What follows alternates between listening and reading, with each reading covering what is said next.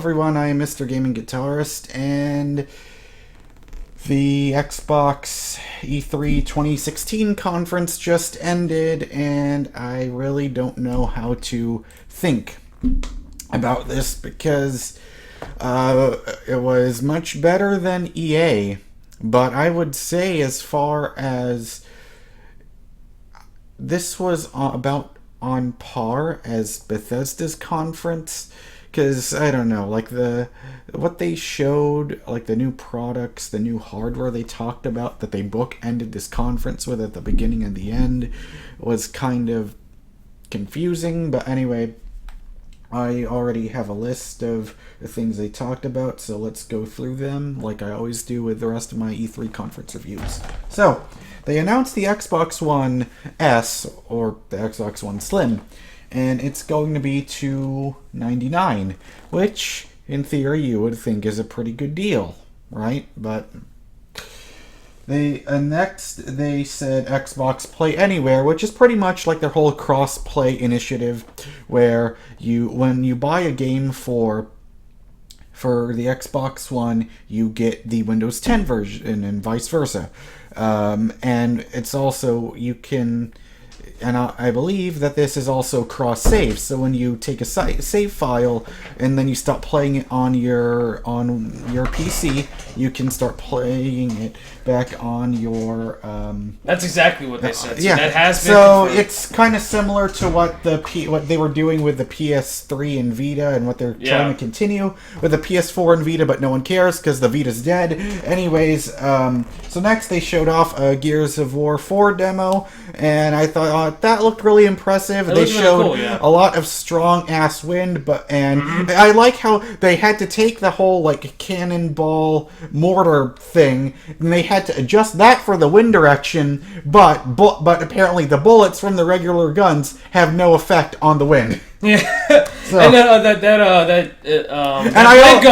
I also like the chainsaw gun. It is literally a chainsaw gun. Yeah, that was pretty nice. And next they announced. Not to mention the tease with Marcus at the end. Yeah, that was nice. That was good. Really cool. Because I wasn't expecting to see that. Exactly. Yeah. A lot of people assume that he was dead at this point. Yeah. So it kind of I don't know why I even bring this up because I hate the series so much, but it almost reminds me of when you see Woods as an old man in Call of Duty Black Ops 2. Yeah. Yeah. Wait, you hate the Gears of War series? I said because I hate the Call of Duty, my bad, yeah.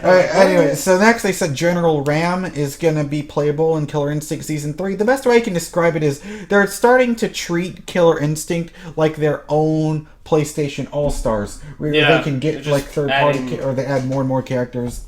Yeah. So anyways, next, Forza Horizon 3. And it's going to be free to play this week, too, which is cool for those. Yep, and they said Forza Horizon 3, where it's taking place in the Australian desert. Yeah. It looks really nice, looks really gorgeous, and also having... monster trucks. Yeah, and all the buggies or those cars. But yeah, it's cool to see all the people, and then it's like, boom, they all come into one. Like, seeing all these different people from all these different parts of Australia. And that seems to be the real big initiative, where they're trying to really unify Xbox One and Windows 10. However, one thing that I do think is bullshit is Quantum Break was still $59.99, even on PC, and I have a strange feeling in the pit of my stomach that that's going to continue, and it's not going to end anytime soon. Well, we'll just have to get used to that then. I mean, look, if the game is great and it's worth it, might as well buy it, especially with something like a Gears of War 4 or maybe the thing some is, other when game. You play games on PC, you expect to not pay full price. Oh, I know. With the third-party sales. But they are gorgeous. Yeah, but they are gorgeous-looking games as long as,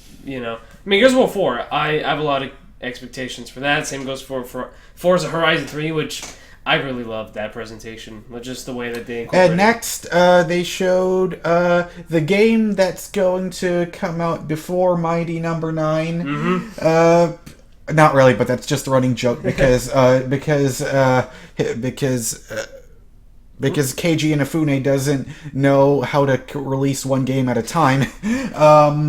Recore is coming out, made by the Metroid Prime development team, and it looks, and yeah, the thing that I like about this is it looks like something I haven't played before, and that's what I like to see. Just like Horizon Zero Dawn, just like Prey, looks like something completely brand new, and I'm really looking forward to it. I like the robot buddies. You know what I mean? It's like they're all like one little crew. Yep. And next they showed a very unimpressive demo of Final Fantasy 15. Look at this big giant guy. He's gonna swat at you, but not hit you at all because he's very easy to dodge. It seemed a little underwhelming the way that they presented it. Now, it still looked pretty cool. Let me throw some ice balls at you. You're done.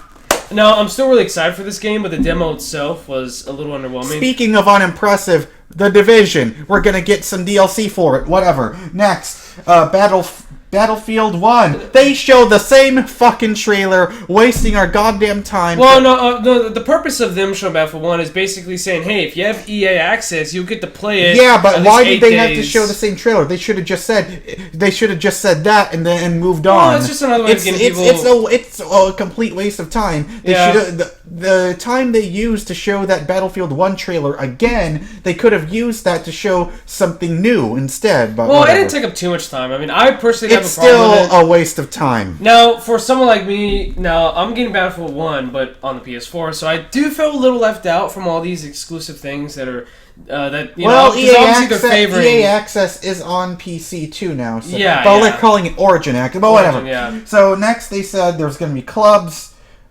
Looking for group and arena new features coming to Xbox Live, which doesn't matter to me because according to Maxirian V, I'm a lonely ass motherfucker that only cares about single player. Well, I mean, clubs, you can still find clubs for single player games. That doesn't really interest me. Now, I will say though, arena is pretty cool. And next arena is cool because it's almost like a little esports thing, but just within this community. All right, we have to keep this snappy. All right, so next they showed off something that the audience that tuned in to watch these fucking live streams doesn't care about. They showed Minecraft Realms.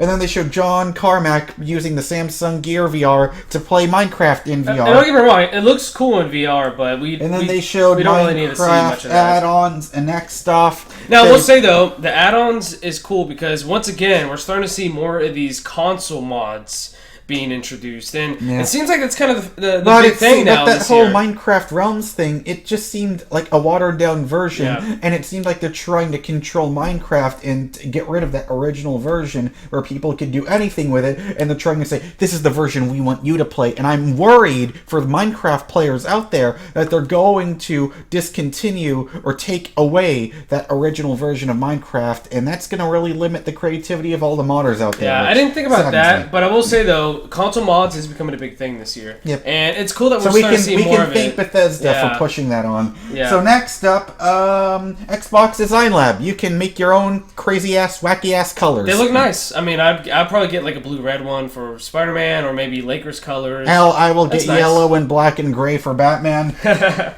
And I'll get green for Green Arrow because that TV show isn't being the Green Arrow at all. Yeah. So next, they showed Inside, which is a game people have been wanting to know so much about, and all we got was that tiny tease in 2014, and we finally get to see something new from it, and we don't even have to wait too much longer because it comes out June 29th. Oh, also Limbo being free. Because I remember people were saying Limbo was their game of the year in 2010. Yeah, and people were saying this is, and here's the thing, this studio hasn't released a game since Limbo. So 6 years on Inside. You can tell they're putting a lot of focus into this game, so I'm really excited about that. So next, they showed the most impressive thing at this conference for me. We Happy Few. I'm getting a true like BioShock type feel to it, where it's like you will mess with your head. You don't know what's going on, and it just seems like a huge, crazy, wacky ass trip. It definitely has a weird like a 60s, 70s British thing going on, but like with a twist. I like the music a lot. It's really cool, and it's just creepy. Just everyone wearing those masks, and the way that wasn't masks. That was makeup. Or makeup, like the makeup is just and it's almost like a metaphor for LSD, where they take those pills and they think they're beating up a pinata, but they're really just beating a dead rat. It's all in the pill. Don't take the pill, guys. It almost gave me like a dystopian, like 1984-ish vibe. but British 60s. So I'm really looking forward to that. Yeah. So next up is Gwent. So they did what everyone wanted CD Projekt Red to do, and they turned Gwent from The Witcher 3 into its own card game. So have you played Gwent? Because I haven't played The Witcher 3. I did, but I suck at card games, so I'm not too invested. Good at it? No. It kind of reminds but the people that play it, they spend more time. The reason why people spend 100 plus hours is because 90 of those hours were spent in Gwent. So it's pretty addictive then. For the people that love it, yes. Yeah. And next, Tekken 7. Now, when we saw Akuma, we thought that they were bringing back Tekken cross Street Fighter. That's what I was thinking but it wasn't. It's just Akuma's a guest character. Which is cool, but yeah, Tekken 7. I love the Tekken series. A thing that seems really goddamn nice that we don't get our first Christmas game since Batman Arkham Origins, Dead Rising 4, with Frank West returning. Frank is back, guys, and he's my favorite. And the thing I like about Dead Rising is they're actually aging the character, just like Mortal Kombat. They're actually aging the characters in real time, so they actually do age alongside the releases of the games, which is a nice touch. And I like that it was snowing. I know, right? But inside the stage. However, I have to say, whoever directed this conference needs to be fired. Because stop it. You are directing a conference, not a documentary about how the conference went. Now, I will say, though, in those moments, it's done right. Just when it backs away, and that was good. But for everything else, stop showing the screen. Show us the fucking thing they're showing. And with Sea of Thieves, when the smoke. So that's when it's done right. But don't overdo it. So then they showed Scalebound, which it looks pretty fun. It kind of looks tame for Platinum. It didn't look as extreme as we come to expect from Platinum. Now, I will say though, I do like that they're incorporating 4-player co-op, which looks like a lot of fun. Which is like will be something done well, unlike Teenage Mutant Ninja Turtles: Mutants in Manhattan, because you can tell this is the A team, whereas Mutants in Manhattan was clearly the B team. Yeah, and it looks like it kind of reminds me a lot of kind of Monster Hunters in a bit. Yeah, that's what people have been saying. Yeah, getting involved. You you need to get these people. But didn't you notice the character looks like the main character looked like he was redesigned to look like the douche punk ass Dante from the DMC reboot. I saw a comment, Dragon May Cry. Yeah, but yeah, I mean, I will say I will say though, that demo, as far as big monsters are concerned, was definitely more impressive than the Final Fantasy 15 demo. Without a doubt. So without a doubt. So next up, they showed annoying YouTubers, even worse than me, playing Sea of Thieves. And when I say worse, I don't mean famous, because clearly I would kill to get that many views as those guys. But I'm not annoying. I only speak when I have to in my gameplay videos. So there you go. You won't get annoyed if you watch my gameplay. Now, fortunately, that was the only calling about Sea of Thieves, because the game itself looks really good. It almost reminded me of Assassin's Creed 4 Black Flag, how you have your own ship, but each person controls a certain part of the ship, you know. Yeah, I mean, Black Flag was Black Flag. One of the reasons why I actually like that game is because of the whole pirate aspect. It almost didn't feel like an Assassin's Creed game. Yeah. Now I will say though, I love the part when they were all drinking together, and then you could see them getting drunk, and I love the ship battles. And hey, Rare, man. I mean, Rare is back. From them, yeah. So I'm sort really of like how id Software, it's not the same original team that made that Doom, but it's a new id making a new Doom, and they prove themselves. So it feels like this new Rare is truly proving themselves in Sea of Thieves. And once again, it's another game being presented with 4-player co-op, and it's really cool kind of seeing this. I like 4-player co-op. Yeah. You know, I wish we could see more of that. And next off, they showed State of Decay 2. They showed that's right, State of Decay 2. Yeah. I never played the first one. Yep. Yeah. Some people. It's for me. It's the whole Dark Souls type, or not Dark Souls, more like Rogue Legacy or Rogue Galaxy, whatever the fuck that game is called. Where when you die, you start all over again at the very beginning. Woo, man. It's kind of like Zombie U if it was actually good. Yeah, that's true. Yeah, I wonder if this is another example of 4-player co-op. It kind of looks like they're doing that with this game as well. So next up is Halo Wars 2. Which my brother is very excited for because he loved the first game. A real-time strategy game on a controller. That works. We don't see that a lot, with the, so this could set However, the that multiplayer, it's going to be completely unfair. It's going to be insane, it is cross-play, because, Xbox Play Anywhere, because you'll be playing against people with their fucking mouse and keyboards. That's Now, what's interesting is that it's not coming out until February 2017, but the beta starts today, which is like, wait, what? That early? So that's a whole 8 months. So that's right, kids. Buy your Xbox One Slim before you trade it in for Project Scorpio whenever that comes out. Here's the thing about Scorpio. It annoys me how they say, we're not leaving you behind. We're not leaving you. Yes, you fucking are leaving everyone behind. What is the point in making... Why... Okay, here's the thing that's confusing. They were hyping this up. They were hyping this up as if it's the next generation of Xbox. No, it's not. And they never said that. I mean, it never felt like it was supposed to be the next... It's funny because they said, finally, we are free. We can do what we actually want. And yet, you're still making games for the Xbox One where this Scorpio, by what those developers said in that video, makes it seem like the original Xbox One is going to look like a piece of shit compared to that. Well, of course, look, it's going to look like shit because obviously if you're going to have it in 4K, it's going to run better. I mean... But it's just so funny when they say play on what device you want. So I'll feel like playing on my Scorpio, and next I'll play on the inferior version. Just it's so confusing. Look. I personally didn't find a problem with it. The reason why is because I felt like the approach was done well, as opposed to what we've heard so far with the Neo. Really, the approach is done well because what's the point in showing the Xbox One Slim when at the very end they say, "Oh, here's the shit you really want." Well, the Slim it's there because it's simply a slim model. I mean, every console has a slim model. That's just how it is, right? So we have to start thinking of this like the iPad. Here is last year's model, and you can get it for this price. And by the way, here's the good shit that you were really pushing. And it's basically look, you got iPad. I mean, it works for like new tablets and new what Apple does with the iPad. But it's just this is such a brand new thing they're doing with home consoles. It's unprecedented. We haven't seen this since like the Sega CD and the Sega 32X. Maybe they can set the standard. You know, we'll just have to wait and see. But for right now, I'm not feeling confident about it. I personally don't... The reason why is because, look, the fact that it's going to be playable for 3 basically different types of consoles. You get the Xbox One, Xbox One S, and Project Scorpio. I don't know. Cater to a certain group, though. It says they're not alienating it, and yet they're going to be making the same game that works for 3 different consoles. Well, if it works for 3 different consoles, then how's it alienating, though? Because it's still going to work. But it's like, if they have the better version on Scorpio, is it purely graphical aesthetics, or are they going to add new features in those better versions? Well, we don't know if there's going to be exclusive features. I don't know. They never said anything about exclusive features. So right now, let's just assume that it's just going to look better, which is cool for those who want that. Some people are willing to, and yet, they're willing to throw their money into the screen for something that is, technologically better. But will the price of that be worth getting that Scorpio, or just spending a few bucks more to build your own PC to get even better graphics? We don't know. Yeah, well, the whole point is that obviously it's... We'll just have to wait for E3 2017 to see what their messaging will be.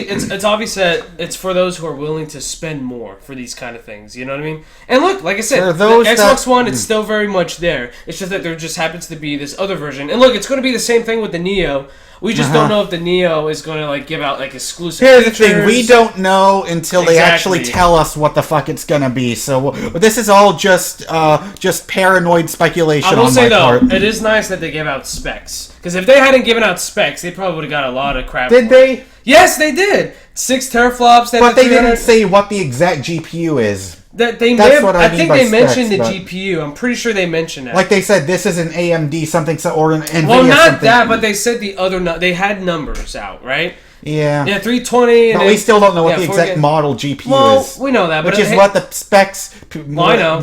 What the people really care about. I'm just glad that they're giving us numbers right now. Yeah. Because if they hadn't, then we really would be feeling. All right. Well, anyways, these were our thoughts on the Xbox conference. Very impressive. Yeah. I'll just say pretty much the thing that I got out of this conference is I want We Happy Few.